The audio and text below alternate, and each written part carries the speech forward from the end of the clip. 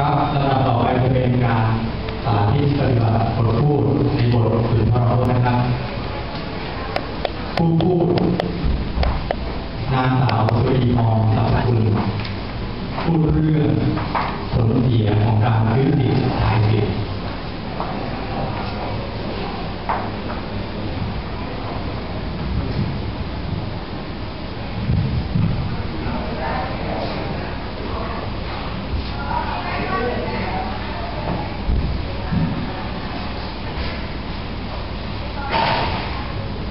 ซื้อเสียงขายสิทธิ์ชีวิตล่มสลายสูญชาติสิ้นมาลายวอดวายทั้งแผ่นดิน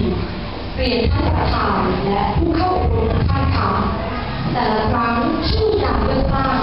ไม่เคยมีครั้งใดเลยที่จะไม่ได้ข่าวของการซื้อสิทธิ์ขายเสียงเพราะอำนาจเงินและค่าตอบแทนนั้นเปรียบดังปัจจัยสี่ของมนุษย์เมื่อประชาชนส่วนใหญ่ยังคงซื้อสิทธิ์ขายเสียงและคอยพึ่งพาแต่นักการเมืองแล้วเราจะมีความสุขได้อย่างไรเมื่อรากหญ้ายังเป็นคนกลัวหาแก่นสารไม่ได้ถูกซื้อตัวง่ายๆด้วยเงินทำให้นักการเมืองมีค่าใช้จ่ายสูงในการเข้าสู่ตำแหน่งและรักษาตำแหน่งนั้นไว้และถ้าเราเป็นยอมที่จะขายสิทธิ์ให้กับนักการเมืองที่ซื้อเสียงหวังผลย่อมหวังผล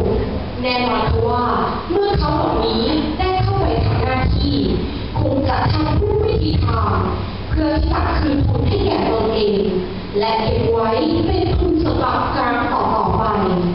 และถ้าเรายอมที่จะขายสิทธิ์ให้กับนักการเมืองที่ซื้อเสียง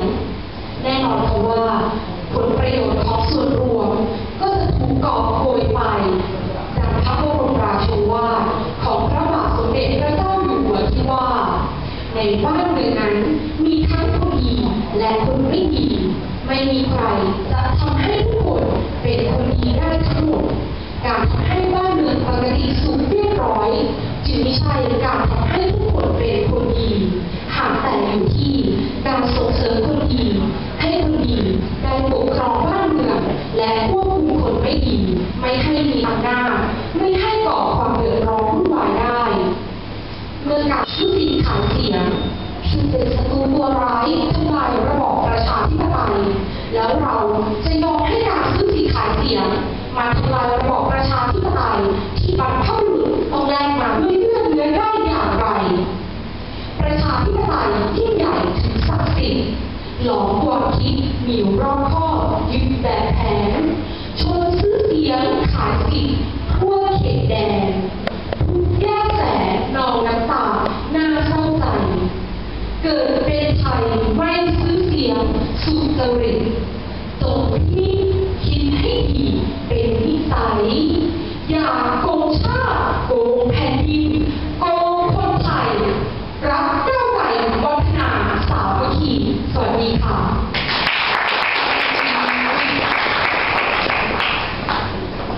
ครับผมก็ผ่านไปแล้วครับสำหรับการสาธิตบทสุนทรพจน์นะครับ